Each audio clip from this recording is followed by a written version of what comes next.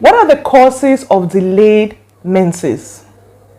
Or what are the things that could cause my period not to come in a month or when it's supposed to? Good day, everyone. My name is Gwendolyn Hale. I'm a seasoned and certified medical microbiologist, and I'm popularly known as the medical professional with the difference because I bring you knowledge on health, medicals, farming because I love farming, and a lot more. And of course, I do it like no other. If you're just joining this channel, don't forget to subscribe and turn on the notification bell so you stay abreast with all our recent uploads. And of course, you'll be the first to know. And if you're a returning subscriber, I love you. Thank you so much. God bless you. Welcome back. Into this class, we are going to be looking at 12 causes of delayed menses or period. 12 reasons why your period is delayed or why your period didn't come in a month. Now, we all know that a woman's menses or period is very important to her reproductive or her sexual health.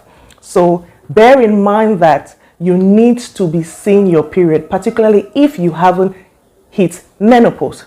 The first is pregnancy. One of the causes why you have missed your period is that you may be pregnant. If you watch my previous videos, I mentioned that a lady could actually be pregnant and she would not know. And please, let's not be fooled when a guy tells you that he's just putting the tip of his penis in the vagina and he won't go in because the penis doesn't have shoulders. And also, a man's precum can actually contain sperms. So make sure you check. You do a blood test or urine test to find out if you're pregnant or not. The next is stress.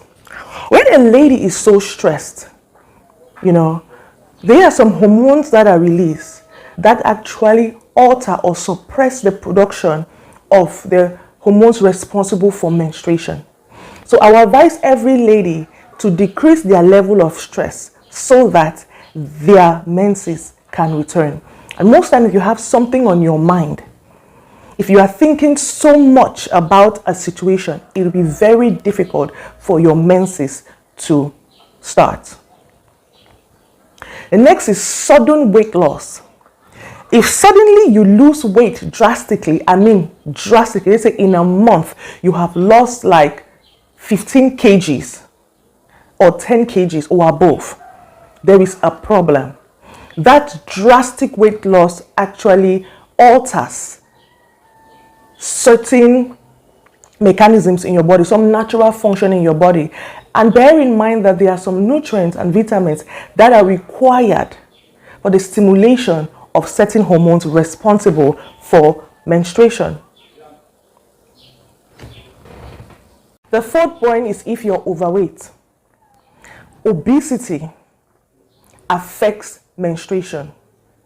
When you're obese, just like when a man is obese, it actually causes low sperm count. It's the same as when a woman is obese. It affects her fertility and also menstruation. And the fifth point is intensive exercise. When a lady goes into a period of intensive exercises, that intensive exercise during that period alters the natural rhythm of functioning of the secretion of certain hormones. Remember that your hormones are triggered by the pituitary, by the brain. So a lot of things are going on here. Whatever happens here affects your body. As when you are focusing your mind on losing weight, you understand, other hormones are released during that time that are more active than the hormones that are responsible for menstruation. So when those hormones that are responsible for weight loss dominate in the body, those other hormones or organs that are responsible or activities that are responsible for secreting the hormone responsible for menstruation get suppressed. So progesterone is not released at high levels, or they are not released at all. So this is to tell you that progesterone is very important when it comes to menstruation, because progesterone prepares the uterus, the womb, for the baby. And when fertilization does not occur, then the shredding of the uterine walls happen.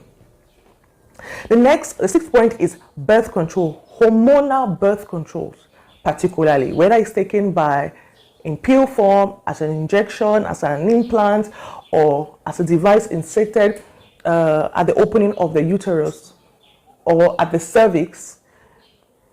It does affect progesterone. Your progesterone levels or your estrogen levels are being altered, and it will take some time for your body to adapt, to adjust itself, and in some cases, some ladies don't have their periods at all.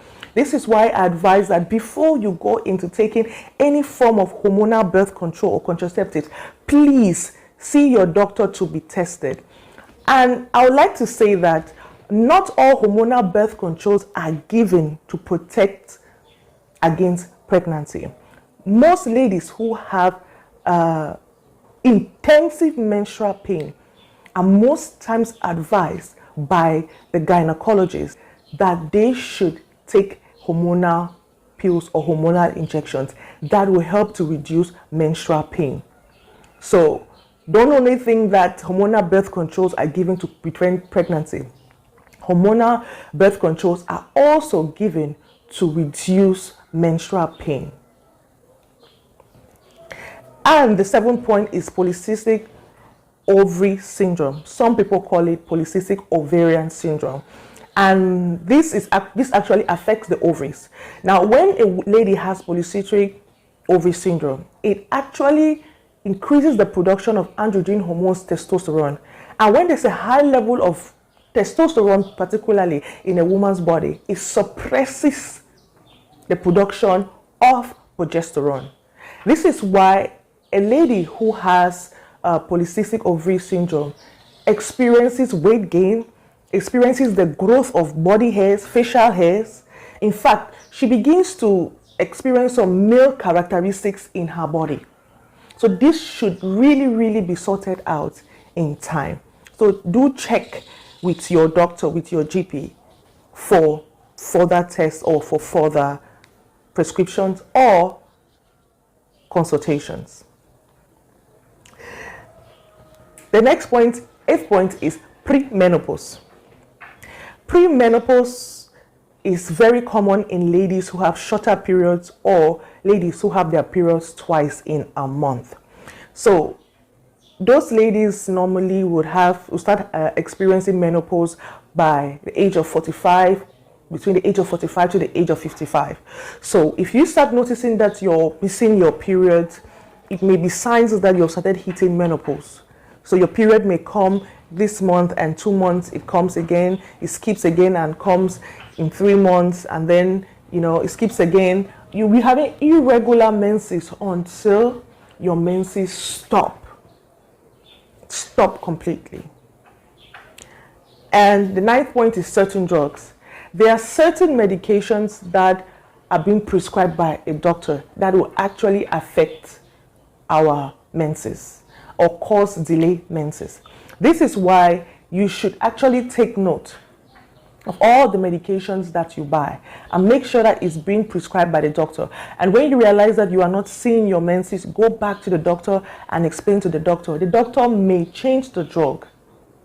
But if the drug is only for a short period of time, the doctor may tell you to continue taking the drug because your period is still going to come. That is why I am strongly against self-medication, self-prescription.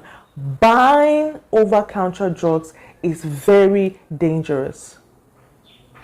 You don't know if you're buying steroids, if the drug you're taking is a hormonal drug, or it's a steroid. You don't know. So please make sure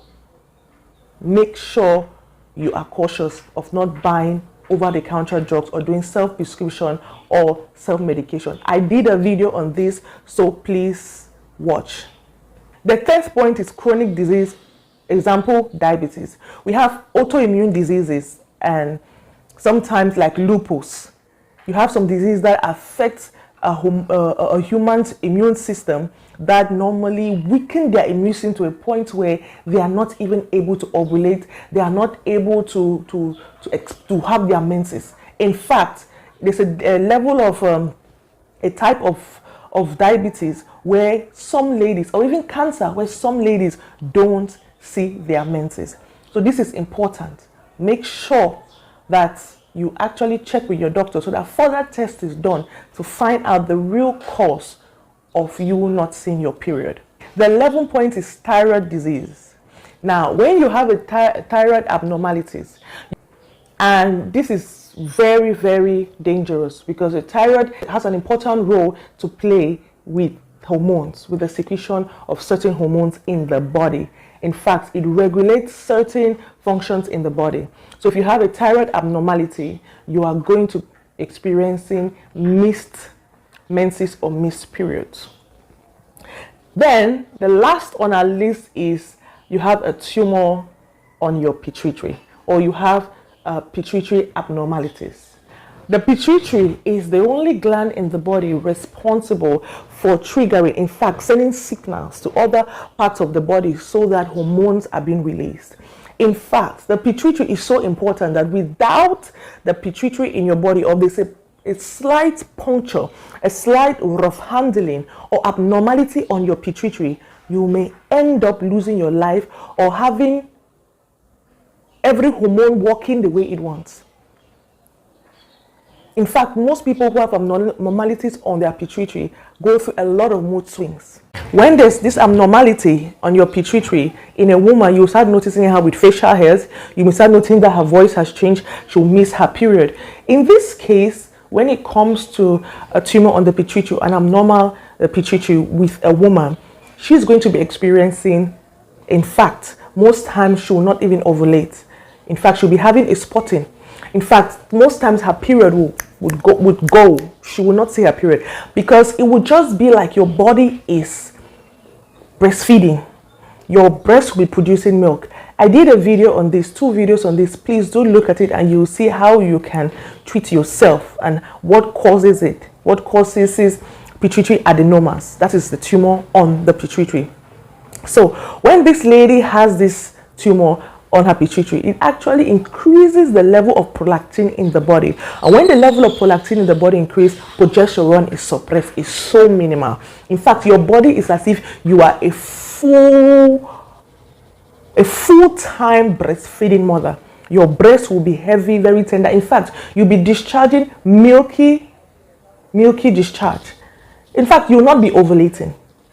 You will have all the signs and symptoms of a woman who is either pregnant or breastfeeding.